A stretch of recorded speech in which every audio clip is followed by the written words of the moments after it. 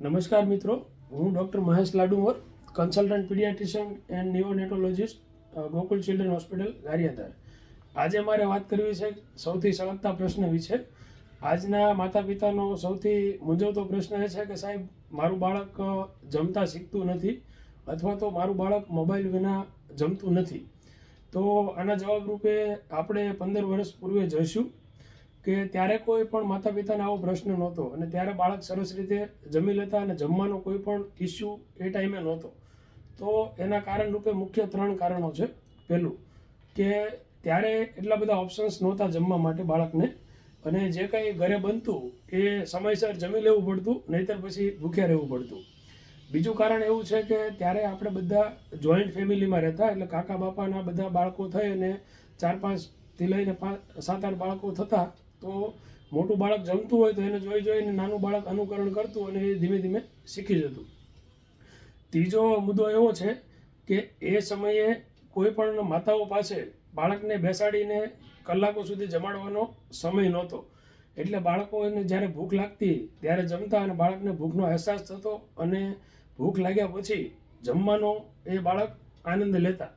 આ 3 મુખ્ય કારણો પહેલાં હતા, જેના કારણે બાળકોને કોઈ પણ જાતનો ખાવાનો ઇસ્યુ નહોતો. હવે પાછા આજના સમયમાં આવીએ તો આજે આ જ 3 મુદ્દા ઉલટા થઈ ગયા છે. કે પહેલું તો બાળકો પાસે ખાવાનો ઘણો બધો ઓપ્શન છે કે ભાઈ એક વસ્તુ એને નથી ખાવી તો આપણે બીજો ઓપ્શન, બીજો નથી ત્રીજો ઓપ્શન, એમ 8થી 10 ઓપ્શન આપણે એને આપતા હોઈએ છીએ, જેથી બાળક ધીમે ધીમે સ્વચ્છંદી થતું જતું હોય છે. બીજું મુદ્દો એવો છે કે આજની માતાઓ પાસે એવું લાગે છે કે ખવડાવવા સિવાય કોઈ સમય જ નથી એની પાસે.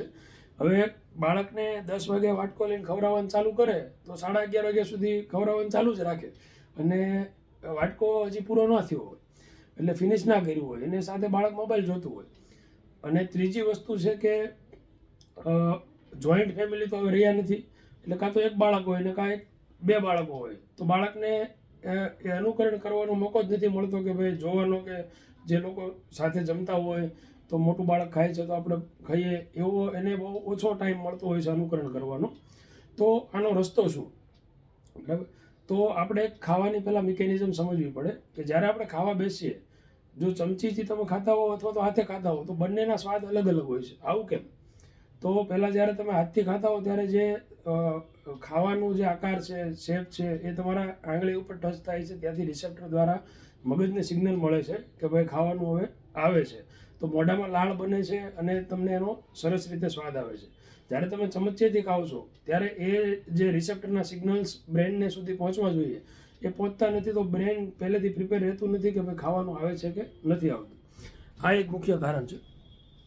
બીજું કે બાળકોને તમે મોબાઈલ જોતાં જોતાં ખવડાવો છો તો બાળકને એ ખાવાનો આનંદ આવતો નથી, અને આપણે બાળકને તૈયાર આપીએ છીએ, બાળકને હજી ભૂખ લાગી નથી, તો એને ભૂખ નથી લાગી તો તમે જ્યારે ખાવાનું આપો છો તો એ બાળકને ખાવાનો આનંદ નથી આવતો, તો એ આનંદ ક્યાંથી શોધશે?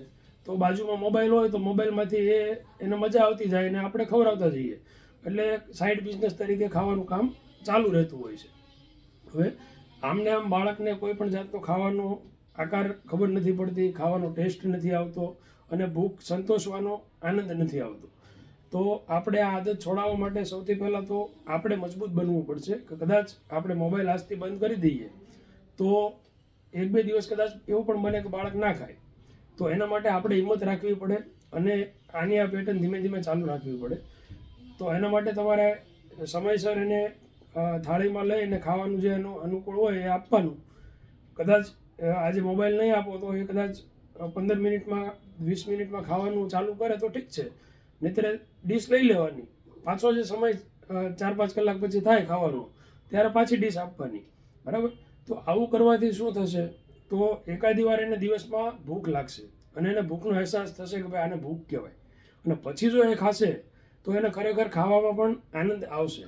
જો આવું આપણે રેગ્યુલર 2 થી 3 દિવસ કે અઠવાડિયું કરશું તો એક સમય એવો આવશે કે આ એક પેટર્ન બનશે અને મોબાઈલની ધીમે ધીમે બાળકને આદત છૂટશે. અને ખાસ માતાઓને નમ્ર વિનંતી કે એ કોળિયા ડાયરેક્ટ બાળકને મોઢામાં ના આપે. બાળક હાથે પકડતા શીખે, ખાતા શીખે. કદાચ એવું પણ બને કે શરૂઆતના સ્ટેજમાં એ કપડાં બગાડે, તમારો ફ્લોર બગાડે, થોડું ઘણું કામ તમારે વધશે, પણ એ જે તમે ખવડાવીને બેસો છો એમાં જે તમે 1.5 કલાક કાઢો છો એના કરતાં તો ઓછો જ સમય લેશે સાફ સફાઈ કરવામાં, બરાબર. અને એ જે સમય તમે વેસ્ટ કરો છો કલાક સુધી ખવડાવવામાં, એના બદલે એ સમય તમે એમાં વેસ્ટ કરો કે જે બાળકને શું ભાવે છે, શું ઈચ્છા છે બાળકને, એ બનાવી આપો, બરાબર.